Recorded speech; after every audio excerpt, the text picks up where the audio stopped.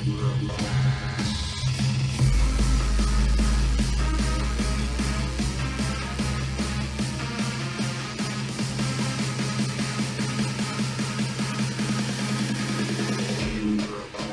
you, Mr. Aoki, for leading us into this fine podcast that we like to call the Comicsology Club, where me and my co-host Snoop Hello there. like to drink drinks, read comics, and more importantly, hang out with our friends. Mm-hmm. Yes, and hang out with Mr. Jim Krueger today for a Which I special would interview. like to think he's our friend now. So Yeah, but technically, as friends, you guys didn't tell me about drinks. Oh, I could have been prepped. Oh, Well, that is a lot my fault because I kind of slipped my mind and I came up with one on the fly. Mm-hmm. Well, Higgins, since this is part of what we do and we have Lift Jim out, why don't you tell him about the drink you're having today? All right, the drink that we do have today is just called the Superhero Cocktail, and Nice. it's 2 parts Merlot, 2 parts blackberry brandy, and then 3/4 part simple syrup and lime juice, and just shaking up and putting in a rocks glass. So sweet. That It's, sounds so sweet. It's sweet, but the wine kind of makes it kind of taste like a sangria almost. Yeah. Oh, yeah, that makes sense. Yeah, not too bad. Yeah, Higgins and There's a place I when I'm going through Santa Barbara, there's a place out there that has this sangria that tastes like Christmas. so It's like unbelievable. like hints So like of pine. pine. What are we talking here? Candy cane, maybe? Yeah, no. Candy? There's some pine in there. There's some mulled spices they put in there, Oh, okay. and it's just the Nice. yummiest. Nice. That's excellent. Okay, I'll have to look into that. You said that's where would we find that at? In Santa Barbara. Santa Barbara. I'll make a note of that. Get some Christmas time in Santa Barbara. Excellent. Yeah, Higgins and I, when we pick drinks, we like to, really Higgins, he does all the Googling and all the mixing, but based off the books that we're reading. So Higgins, what made you, besides the obvious name, Superhero Cocktail, what made you go with this one? Is it that it's sweet but has a bit of bite, kind of like our main character in our book here?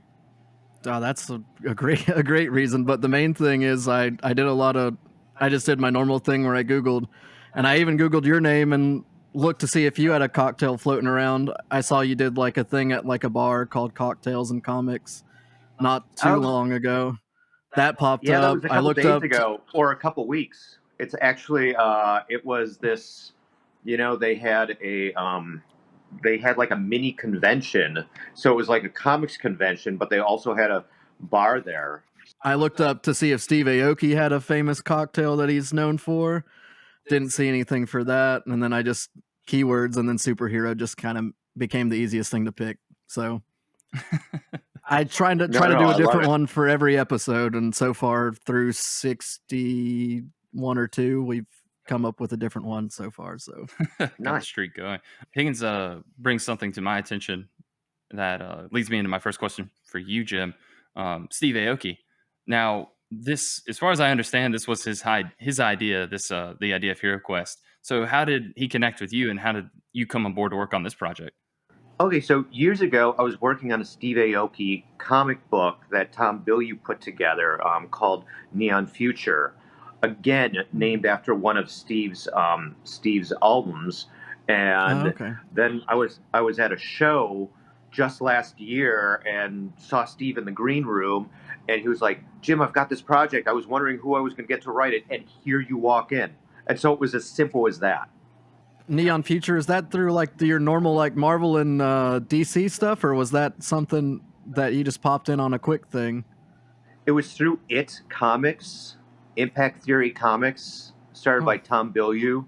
And so Tom's the one who kind of fronted and produced, and Tom, I would say, was the primary writer on that project as well. But, he kind of created a writer's room with myself and a couple other really great TV writers, and so the 4 of us kind of tackled it. You mentioned like the other part where it was connected to one of his albums or whatever, something like that. Yeah, Steve Aoki's and, Neon Future. So that was one of the things I was gonna ask you was, I was reading through it and then listening to every chapter was named after one of the songs. I didn't know if the album came before each chapter was written, or if it was kind of you guys going back and forth and he was writing a song based off of what you wrote. No. All the songs were figured out beforehand, Okay. and the album was done beforehand, and so then we talked back and forth between ourselves as to how we could use things. And by the way, it's not just the titles. If you read through, you'll find there's a part of a lyric of that Oh, yeah, song's yeah, yeah. lyric in every chapter too. At least at the very top, it showed that part. And then, like I said, the chapters are short, so I was picking up on like his like themes throughout, besides the songs that have a more Spanish influence. I'm not quite up to snuff on my Spanish. Yeah, neither have I. But it all kind of worked. And in some cases, I would take a lyric and then look at the translation of it and try to work the translation Oh, in. yeah, yeah. So the big thing about this story, Jim, is Hiro finding the 10 rings of power. And what I personally loved about the 10 rings is they're not generic. It's not like one doesn't shoot fire and one doesn't summon a demon or whatever. Like, they're all unique. How did you guys go about kind of coming up with the ideas of those rings, and also kind of where to place them, as far as I'm going to get this one first and then get this one last? It was, whenever you're writing anything, and Steve and I were talking about it, we would be, what makes a logical conclusion? And because he had a robot world and an artificial intelligence world, I was like, well, those two kind of feel like one's the evolutionary, you know, step of the other. So how do I create a link between those two worlds? And it was just kind of piecing it together and then thinking about, what's how to best corrupt Hiro. It's like how to like Okay. it's interesting that he begins thinking both eyes are open, only to grow to the point to see that he's been blind all this time. And so to begin thinking he knows the whole story, and then to end with him realizing he didn't even know any of the story, and to end with a figure who can see everything, who has wings all over her eyes. It was kind of like, okay, how do I build in irony? How do Steve and I work it in such a way that each new world feels like not only a new world to explore and enjoy and all that sort of thing, but also add to like the corruption Hiro's going through. Okay, I yeah. love that dynamic. Just you literally kind of nailed it. It's like, yeah, he knows how to build worlds, but I know how to destroy them, and I love the dynamic because that seems to be like the core of your outlining there. Stu, I'm gonna hijack the question because Okay. I guess as writers go and as multi people collaborations go, what was your experience with you know working with artists, working with a team of producers and stuff like that? Everybody that was on your credits list, what was the experience like collaborating with them? You met with Steve, and kind of brought up ideas and tried to outline them. But did you have like say in what the memories would look like, what the comic book strips would look like, and stuff like that? What was the experience there? Yeah, I mean, it's just awesome. I mean, anytime I enter a project, which is pretty much so, no matter what, it's collaborative. So no matter what, as I'm listening to Steve, as we're going back and forth story wise, I always have to just be like, okay, this is not my story. This is our story. What are their strengths? What are my strengths and weaknesses? And pretty much so. I enter everything. Like if I'm working with an artist, like the stuff I've done with Alex Ross in the past and stuff like that, it's like the ideas that anyone brings, I just kind of treat as if they have to be used. I'm not going to argue ideas. I'm just going to be like, oh, okay, so this world has to exist, but maybe not in the way that it was the initial idea was, like the initial idea was that Hiro goes 400 years into the future. And it turns out that he really didn't at all. That was just one of the memories. But it was like, how do we take the ideas and form them and reform them and allow the process of notes and questions and all that stuff to rework the story in a way that makes a better story? I embrace my notes no matter what. Got it. That's awesome. There's a lot of influences going through the story, and I like kind of how you play with how that develops Hiro as a character and kind of the twist at the end with that. Honestly, the biggest question I had though getting into this, because I didn't know anything about it other than you and Steve Aoki created together. This is not a traditional comic book. It's honestly more novel in a lot of ways than a comic. So can you talk about kind of what led, like, was that always the idea from the beginning, or did that just kind of come naturally as you went through the story? It kind of was. It kind of was that plan from the beginning. I think you're going to see more comic book, like more manga, worked into book 2, which I'm writing right now. But the idea was to really create a world and let people enter it and spend a lot of time with this. Part of the design, I mean, because it's got 2 albums for the first book, Yeah. the idea was like, wow, this thing has almost 40 chapters in it. So each chapter was more like writing a short story with 3 or 4 short stories representing each world that you get into and tying into all the music and the titles and the lyrics and all that kind of thing as well.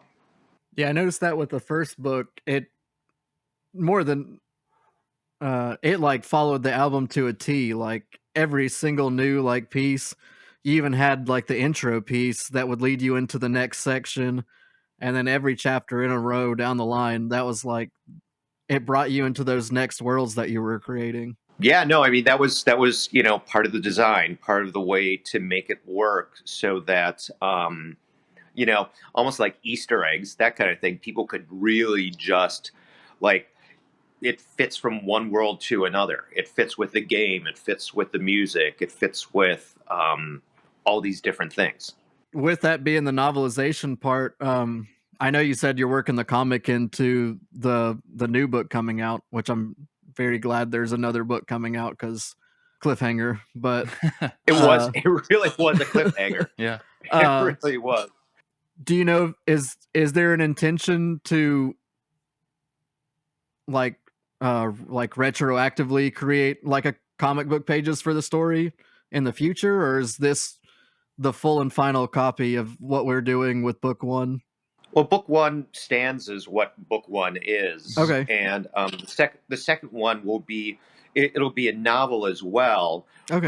But I think you're going to see that in like book 2 there are things that are going to happen, and without giving anything away or not giving too much away, you're going to see more of an incorporation of the art into the story, where in book 1, okay.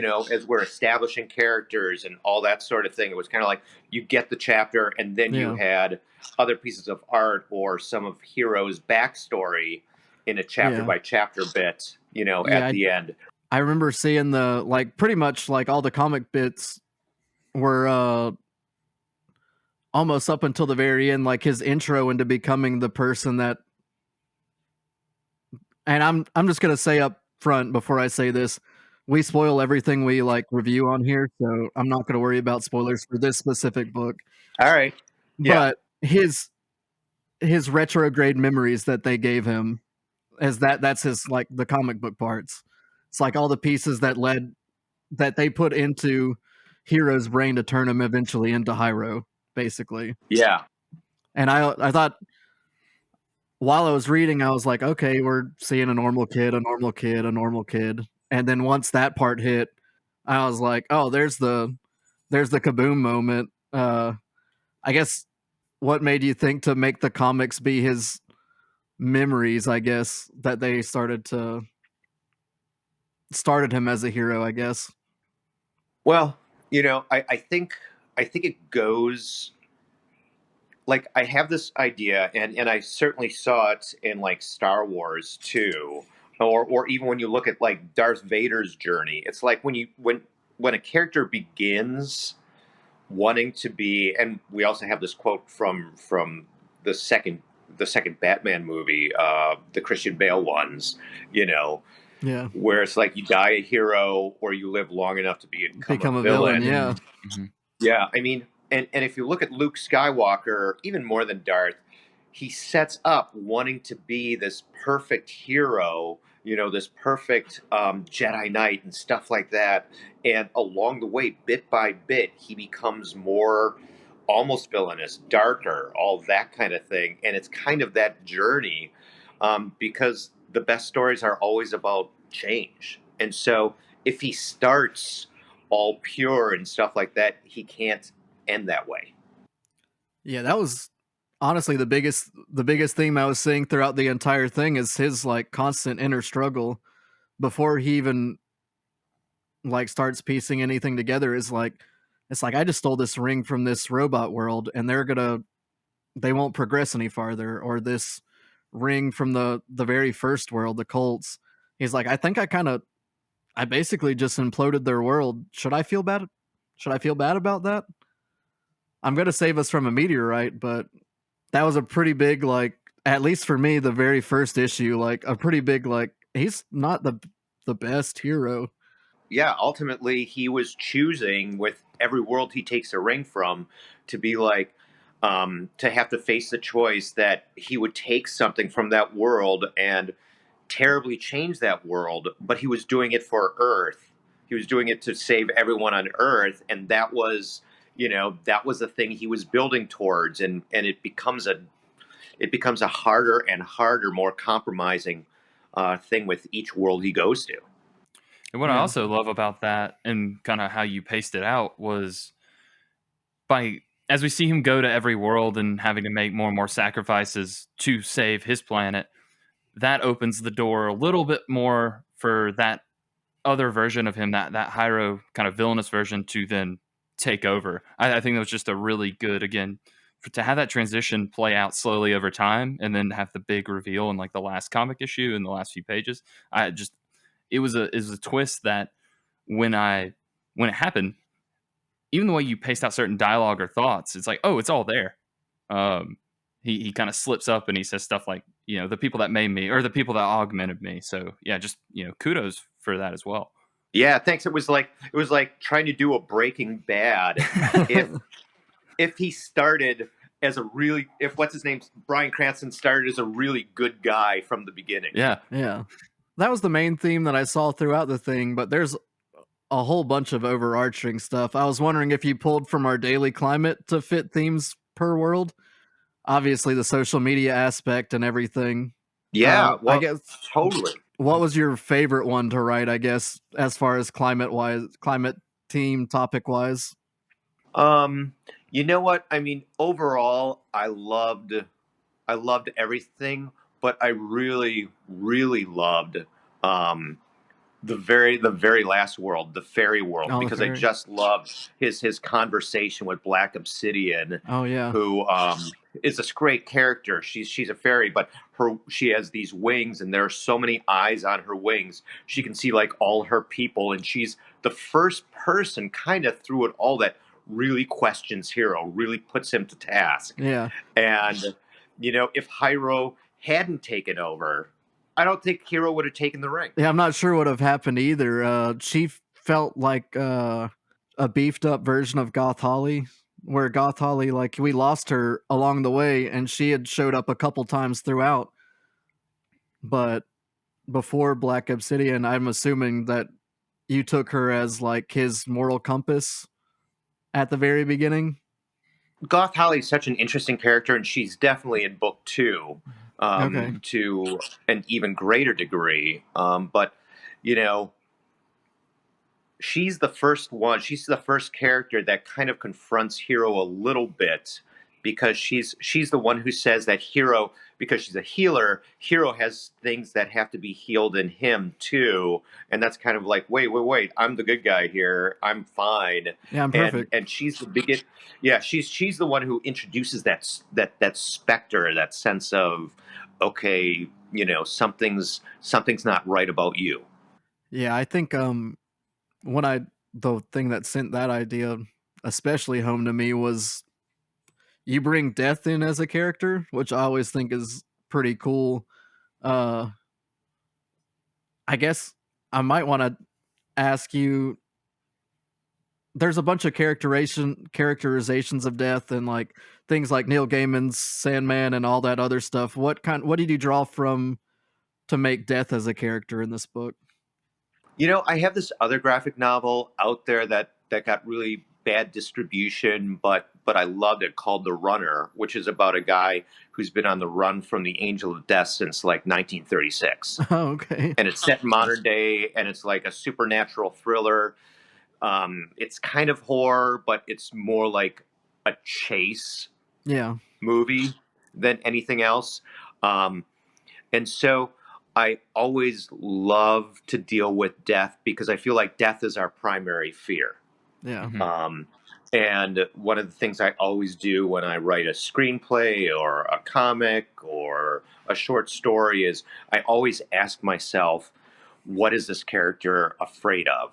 What is the thing? And death becomes the specter of, that Hiro's going to do all this stuff to keep everyone on Earth from dying. Yeah. So it felt there had to be, especially in a book that's dealing with fantasy and sci-fi and adventure and as many different genres as there are worlds for Hiro to take rings from, I needed the embodiment of that. And the whole idea from the beginning is that Hiro is going to defeat death.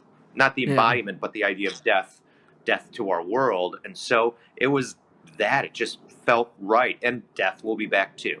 Okay, because that was like one of probably my favorite part the whole way reading through, all the way up until the big ending, which blew my mind a little bit.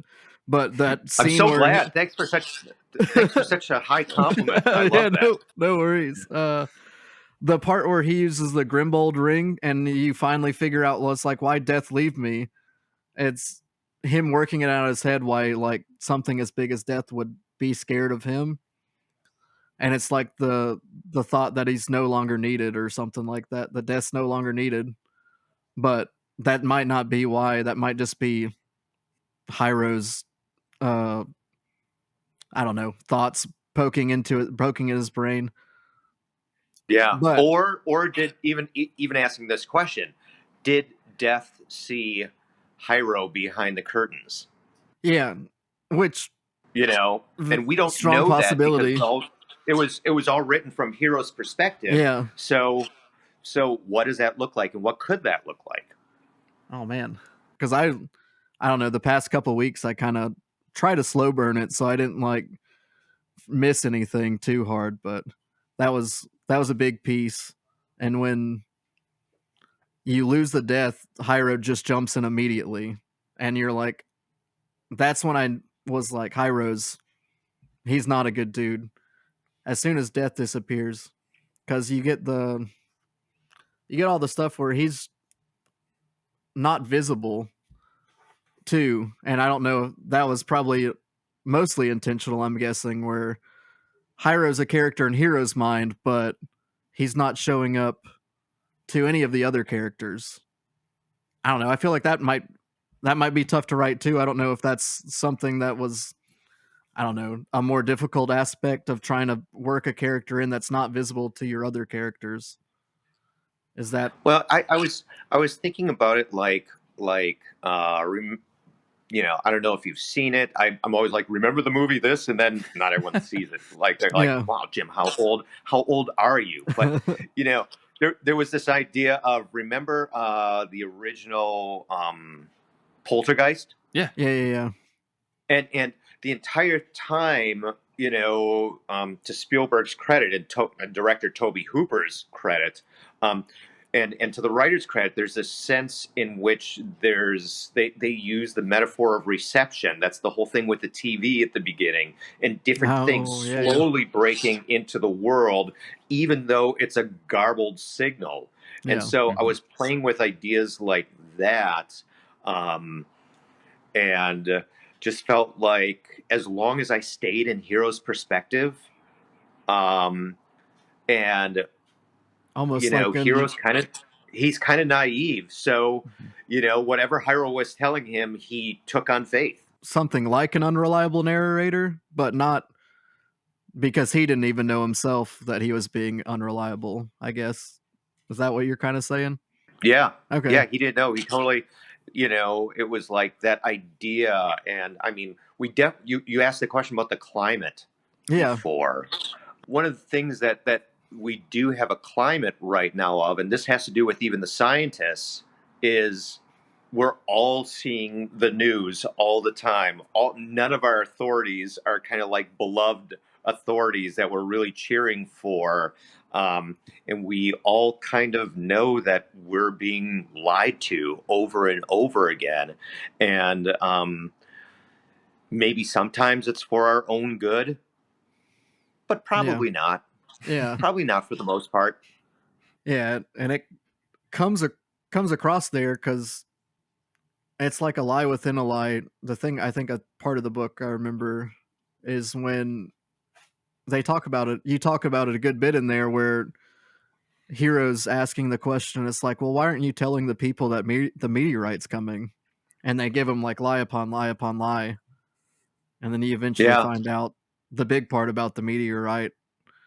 And it's like, oh, that's the real reason why they didn't tell anybody it was happening. Well, and then I wanted to play with the idea of, you know, if you know, because Hiro is created in a lab. He's technically, you know, test tube baby. He's a test tube adult or teenager.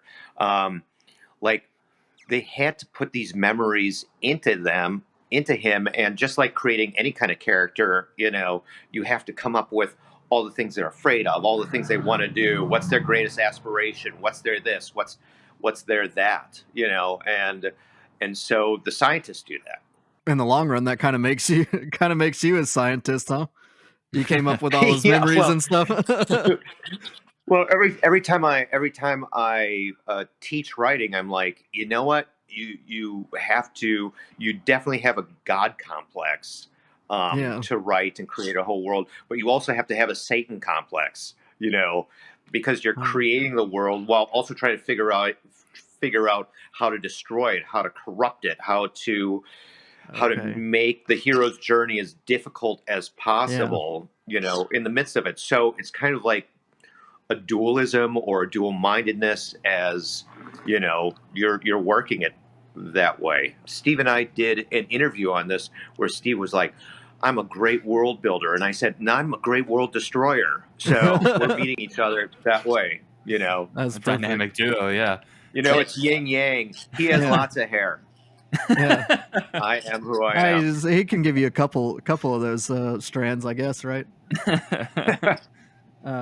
Again, this entire thing is really built on things, you know, that began first as loves of Steve. So that it was all built into it. In fact, Steve's middle name is Hiro. Oh, wow. Okay. That's cool. Yeah. Okay. So he had this in him just from birth, it sounds like, this idea. Okay. Yeah. And you know, you find out that Hiro's dad, when he was quote unquote human, wink, wink, nudge, nudge, was a mechanic. So my dad was a mechanic. You know, Steve was born in Florida, in Miami. I was born in Wisconsin, hence Florida Wisconsin. Food in the back. So we were constantly doing things, you know, that spoke to each one of our background, each one of our interests, you know, and when, you know, and things screwed me up at a very young age. Like I remember seeing Logan's Run for the first time, and there was this entire story about, you know, the futuristic cop, thinking he's a good guy, only to realize that all of society was built on this lie, and he's been a part of keeping that lie going. And so there's an aspect of that in this, very much so. And I Yeah. love stories where heroes or our main characters discover the lie and then have to confront it, and the world gets changed as a result of it. My favorite one was Forrest Grumpier, Yep. because that's my favorite movie. So Oh my god. I feel like that movie is the most perfect movie until he starts running, and then it kind of stops, and it Yeah. takes a while to reignite with it and stuff like that. Ironically, that's probably the most iconic and recognizable part of the movie. So it's just It really is. It's so funny. It's so weird that all of a sudden the movie's like, oh, okay, I'm going to stop for a while. yeah. I think I'm all questioned out. I don't know if Michael or Snoop has anything. Yeah. Well, just kind of asking of things to come. You said you're working on book 2 right now. You've also mentioned that maybe this one will have more kind of traditional comic elements, more issues, maybe. Is there any kind of hint or just anything you can give us leading into book 2? Because the way book 1 ends, it's a huge cliffhanger, and I don't really know what to expect. Yeah, no. I'm so happy to do that. First of all, we have the pride, the arrogance of our scientists believing they can just make Hiro and get away with it. Book 2 is going to open with the realization that they're not in control. They created, this genetic Frankenstein, and this genetic Frankenstein is going to come back at them. He doesn't serve them, or they don't serve. He doesn't serve them. They end up having to serve him. Oh wow, that's really cool. Yeah. And Turned so, The Hiro's. like the genie in the bottle, you think you can control it, and you can't. And so that's how it begins. There's also a reason for the 10 rings, and that reason has a sense of irony, especially in light of even the lies of book 1. So, I never write anything without kind of knowing where it's supposed to end, and book 1 is definitely not the ending, and where this is going to go, because of the nature of even the game. Like, it's the rules of everything. There are going to be more worlds. There's going to be more things that go on, and of course, we have not heard the end of Hiro. Well, that's good. Yeah, and you really do get a sense of, even though the dynamics flipped between Hiro and Hiro, and now one's at the driver's seat, Hiro hasn't left the car, so to speak. And just to see you see the familiar elements of the hero's journey in book 1, but also just see what you've done with it, kind of this evolution you've taken it on, and you essentially Empire Strikes Back us at the end. Yeah, no. In fact, if book 1 is Star Wars, book 2 is going to be Empire. Yeah, for sure. Okay. Like one of the things, every time I have a conversation with Steve, he's like, more battles. But that It's plays some good into edit notes. that plays into the card game, and different people playing each other. Yeah. So, so much had to be established in book 1 to set up the battles to come. So You have to set up the world before you can start having too much fun with it. yeah, you got to create the world before I get You to destroy it. To go back to that. Yeah. Great. Michael Higgins, any other questions for our special guest? I have a few. Okay. They're going to start moving away from the story a bit, Jim, and more towards, you as a writer. And That's where me and Snoop are the readers, podcasters, and Michael's the writer, producer. So yeah. Awesome. So, my question to you, Jim, is as a writer, we have this phenomenon that's occurred in multiple of our stories as a studio where the writers have a favorite scene or a favorite person or favorite character that they're creating and writing, and then when they push it out, they have all the expectation that this one scene is just really going to blow people away. But then the readers pick up on another completely separate scene, another completely character. Did you run into that here? Did you have kind of a favorite as you were writing, and then did the readers have another favorite scene or person as they were reading? Uh, that that I don't know. But what's interesting in response to that question is when I've talked to people and stuff like that, everyone seems to have a different favorite world. Like Okay. like there was like one of the guys who's even on Steve's team who's like amazing. He really loved the world with the love brains. He loved the AI Oh yeah. world and that story and all that sort of thing most of all. Like, and I'm like, huh, I didn't think that was the one that was going to be loved, even though I loved it. And wanted to really make each world special, in and of itself. Like, I really loved the zombie world and the whole thing with the zombie character Tom and how he was going to get his ring from Tom in like a really gross, terrible way that was also, you know, weirdly, you know, loving Yeah. or Yeah, embracing. I think mine was the giant world with And tormentor and the trees and everything. That one hit me really good. yeah, back to Forrest Grumps. Yeah. I don't even I don't even know if I put that in my head that it was the same one, but I really enjoyed all the thing where he's a small giant and he eventually cut down the tree that made giants become giants or something to that effect. I'm trying to remember in my brain. Well, and that's and you know that's the thing. Like I remember one of Stan Lee's secrets to writing was that you'd have to catch up. The story always began, you know, already into the story, and even writing characters, it's like what was this character doing before they come on the scene of the story? And so that's part of the building it as a microcosm, you know, or as a whole world, and even thinking through where was this character before they entered the chapter. And so, you know, it's like that. So that means that every character has regrets, every character has fears, every character has hopes or triumphs that happen even before they're in the story. And so it was part of just thinking that through and figuring it out. And a lot of people like the giant world. And Oh man, so I'm not even original.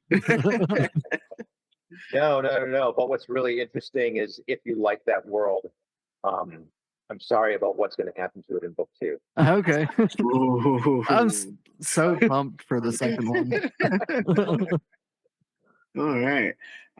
My second question, throughout the entire, Q&A here, you've touched on several points. You talked about, how important it is to know the right people, networking, how important it is to outline and collaborate with your peers and whatnot.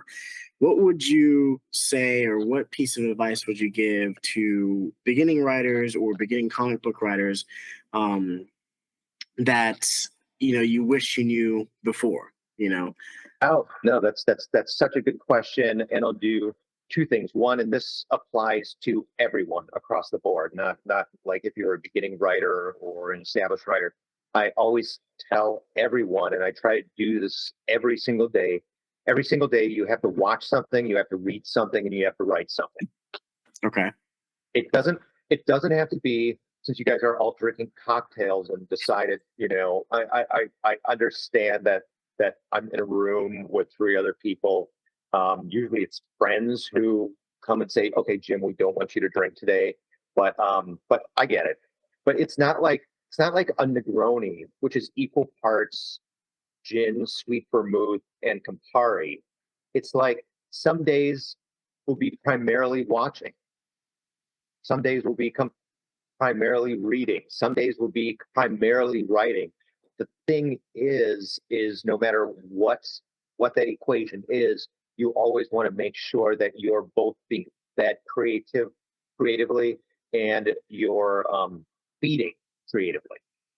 Okay. That's perfect. And I think, believe it or not, that's actually one perfect metaphor because it ties into our theme, but perfect because that's something that a lot of the collaborators today for the studio are struggling with, that balance, so to speak. You know, how often should I write? How often should I consume? How often should I take a break? You know, that type of stuff. So that's excellent. I appreciate that. Yeah, and I mean, in the midst of it, there are going to be days where it's a little hard to write, so maybe you don't write as much that day. Like you have to just give yourself a break. Like every single day, you have to show yourself grace. You know, you really do. And that certainly applies to beginning writers, because I know that you were talking about this as a beginning writer thing. So here would be my advice for beginning writers: your editor is your friend. Best of Person who gives you notes is your friend. It's show friends, it's not show business. The show business side is taken care of by, you know, lawyers and managers and business affairs people. But if you're going to collaborate with anyone, this is your friend. And your friend, even if it's just the editor, not someone you're actually, your editor is a collaborator, and their job is to help you make this thing as good as it can possibly be. And so you have to embrace that. And sometimes the best things come out of someone saying, no, you can't do that. And if you be arrogant, or you be too proud and then try to re-explain things, oh, but I was doing this, you just don't get it, you're already not recognizing this person as a collaborator. Yeah. Whose voice needs to be equal to a degree as far as the decisions you're making. And then the other thing is there's a certain key to taking notes. And you get good notes from people, and you get terrible notes from people. Good notes are notes in which they recognize what you're doing, they see the big story you're telling, and they're giving you a note to help tell that story. A bad note is when someone says, well, you know what, I think you should do this instead. Or like a bad note is when someone tells you what they would do. Just writing that part for you, basically. Yeah. And that always will throw off other things. That will always throw off other things. But the other thing to remember, even in getting good notes and bad notes, is if someone is looking at something and they give you a good note or a bad note, there's still a snag there. There's still a problem there. And so no matter what, if it's something that has to be dealt with, and something you have to look back on and say, oh, okay, this is snagging people. I'm not going to do what they're telling me to do, but they raise an issue, and to be as fluid as you can, you know, it's Bruce Lee, be water. Love it. That's awesome. I really appreciate it. I'm gonna have to add all of the writers on my studio just so that it makes sure to watch this They better watch this section interview right here. Well, they can all fast forward because you're recording. Yeah, Yeah, exactly. So they should watch it anyways. But if we don't have any more questions, I'm gonna do an annoying theme song real quick. Oh boy. Readings for squares. And Jim, I know I don't want to assume you haven't listened, because I hope you have listened, but we do a segment on our podcast because it's mainly reading. And this is where we talk about stuff where we play video games or watch a movie or a TV show. Just a little side minute thing of what you've been consuming since we've been talking about, consuming something. Yeah. Oh yeah. I should say that that like I've worked in some video games too. So I wrote the Oh, script cool. to Mortal Kombat Shaolin Monks years ago.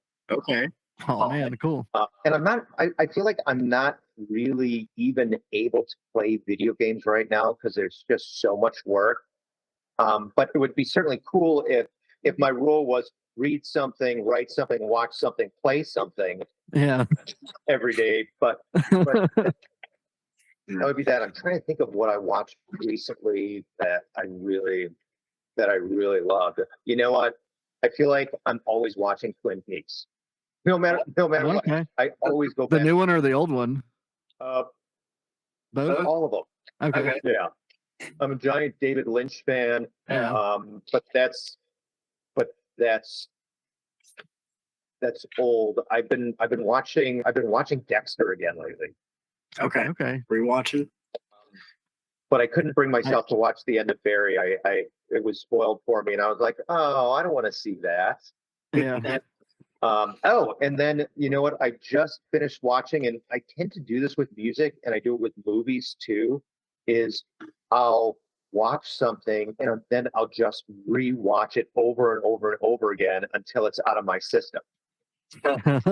So, and will become a favorite thing. So I just watched Hitman, and I love that. I've been rewatching that over and over again. The new Hitman movie on Netflix. Oh, with With the Glenn Powell. Glenn Powell Yeah. Yeah, on Netflix. That one was really good. I just loved watched it. that recently myself. I loved it so much. That's my kind of rewatch that I'm doing Rewatch right now right now. over and over again because that's how I even learned structure or learn new Okay. ideas or new approaches to things to really, I feel like sometimes when a bad movie comes out, and that's a fantastic movie, but when a bad movie comes out, it's because it's like Hiro's story, it's because all the little compromises. It's like the editor, the producer, the writer have watched this thing over and over and over again, and with each new watching, they're like, oh, I guess I can live with that. Oh, yeah, that's okay. Oh, I didn't think that worked, but and so that's how it happens. And the other thing that I watch and rewatch over and over again is the cartoon Over the Garden Wall. Oh my goodness, that's such a good one. Patrick McHale. I think it's Elijah Wood. Little 12 episode, Elijah little perfect package. Yeah, it's like if you watch all the episodes, it's not even 2 hours long. Yeah. But it's just so amazing and so charming. It's kind of my bridge between Halloween and Thanksgiving. Okay, that's like perfect actually. I didn't look at anything that special in the past couple of weeks, but my girlfriend just made me watch My Big Fat Greek Wedding for the first time. Which And that was the very first one, Okay, good. and it was a fun rom-com. I'll say that. She wants me to watch the third one, that's why we're doing it. But I watched that one. Just not number 2, right? It was a romantic comedy. I guess not. I don't know. Yeah. But there's a lot of Greek stuff. There's some people that I saw from other stuff we're watching because we're watching Sex in the City right now, and the guy from that's in there. I'm the guy that watches a movie with somebody that says like, "Hey, this guy's in this show or this movie," and I'm always doing that to her. You talk during movies? I'm always saying like, "Oh, that's that person from that thing that I saw that one time." Okay, as long as you're not gonna ask me what happens during a movie, like 5 seconds in, I'm okay. No. I can forgive that. Well, as far for me, I don't know if you guys have caught on to this because it's limited time only, but Godzilla -1 is on Netflix. Ooh, I need to watch that. Yeah. So good. And let me tell you, Yeah. it was tremendous, and it gave me goosebumps when the original soundtrack was used. So, Oh, nice. I yeah, haven't seen it yet. I'll need to highly jump on recommend that. it, whether you're a Godzilla fan or not. I know. Have we done a Godzilla comic here? The third or fourth episode, something like yeah. that. Okay. Well, maybe I should have saved that fact for a redo. That next year, the year of the revisits, I'd like to be part of that one. So, but yeah. So Godzilla -1, highly recommended. Yeah, I do too. And what was so amazing about that movie is and I loved every aspect of it.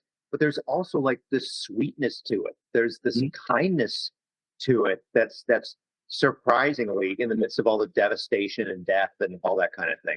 Like the ending, I was so glad. I was so happy with that ending, and I'm not going to say it, even though Yeah, this will like spoil for me everything. at I'm least. so glad Yeah, that it ended the way it did. I am too. And I'm glad you didn't spoil it 'cause we spoil comics. We don't spoil anything here. So, but yeah, no, that ending was really good, very satisfying. It's probably one of the only movies that I've watched recently where I've gone like, oh, okay, I'm ready. I'm ready. I'm ready for the next one. I didn't, like most of the times you get these movies that have like a really strong climax and just a really weak ending or something like that. But this was, to me, perfectly balanced, as Thanos would say. So Yeah. so and then like I said, the soundtrack, goosebumps. So Nice. yeah. Super, what about you? I have nothing to contribute. I've been too busy reading HiROQUEST and really enjoying that. So Oh, perfect. Before Yeah. we cheat Jim out of anything, the other segment of the show that we do is our ratings. And Oh yeah, we do. yeah, we almost forgot about this twice in a row already. Jim, the way that the ratings work is almost like Whose Line Is It Anywhere, where the points don't matter. They give us a little bit of structure to the rating. So I'm gonna give it 23 chromosomes out of 23. Because honestly, one of the best books I've read in a long time. Oh, Went with a DNA reference on that one. 23 out of 23. I'm gonna take the obvious road here, and I'm gonna go 9 out of 10 rings, only because I want to know what happens next, and I don't know if there's only 10 rings now that book 2 and 3 have already been kind of foreshadowed here. So I'm gonna leave some room for people to actually come in and make their own opinion. So 9 out of 10 rings, solid. more or less, I have the same review. I really enjoyed this. Again, not a comic that I've read like it before. A lot of strong ideas here. Just want to read more of it. So for that reason, I'm going to give it a 10 out of 10 hot goblin girls. And if you read it, you know what that means. Laura, yeah. Yeah. Well, Jim, thank you so much for doing this and answering some just great questions and even greater answers. Besides book 2, what else are you working on? Anything else? Where can people find you? All those things that people say to do on the internet. Yeah, you know what, I'm in the process of putting together a new website, so people should just follow me on Instagram. Okay. I think I'm Jim Krueger. Letter I, Nice. the letter M, and KRUEGER. Nice. And I'm working on a bunch of things in development, and is a Foot Soldiers omnibus. And Foot Soldiers was the first comic book I ever did that was just me and stuff like that, and takes place in kind of a dystopian future, and it's about these 3 teenagers that go to the graves of the superheroes, and they rob the graves. So they fill the actual shoes of the original heroes, and then find out how difficult it is for those shoes to be worn. So that's in development. At the end of this year, I've been writing, and this is prose again. I've been writing haunted Christmas stories. And so at the end of this year, the first 13 will come out. And I'm announcing this before I'm announcing it. So I'm just going to say that. But some of them are really, really nice or really scary, and some of them are really sappy, but like Christmas tree sappy. Nice. But they're all haunted. They're all scary to a degree. They're all dealing with ghosts or vampires or witches or whatever. And so there's that. And I just turned in a Cthulhu based short story for a book that's coming out next year. Cool. From this company I do short stories for. And then I have a pilot that's about to go out there, that's about to go out there, and a horror script that I think is one of the funniest things I've ever written. But it came from a dark place. So, Okay. There you go. I may be like, that's so funny. And someone else would be like, What's happening? What's wrong with you? That's perfect. Or already asking what's wrong with me, just based on everything. But sure. Well, it sounds like you got a full plate there. It sounds intimidating, but I think that's probably where every writer wants to be. Just a full plate, a lot of places that they can dip ideas into. If you get too tired in one, you go to the other, and you just bounce around, keep yourself busy, right? Yeah, no, indeed. And in fact, the one thing I learned is I can't write more than one thing in a day, because I really enter the world of the thing. I really enter into all its rules. And even when I'm not sitting there writing, I'm still being consumed by that world and thinking about that world, stuff like that. So I can't change courses midstream, I guess. Yeah. Well, I can't wait to hop in on all of those things. You've definitely earned a long time fan from this guy. Oh my God. Again, such kindness. Thank you. You can find me at Mike Higgins 93 on, I guess it's called X now, or JSpert 93 on Instagram. You can find Snoop Hello. just across the other side of the room at Snoop_Lynch at Instagram. And Michael, do you want to plug yourself? Yeah. So, Michael, you can find me at 008studios.com. That's 0-0-8studios.com. No relation to 007.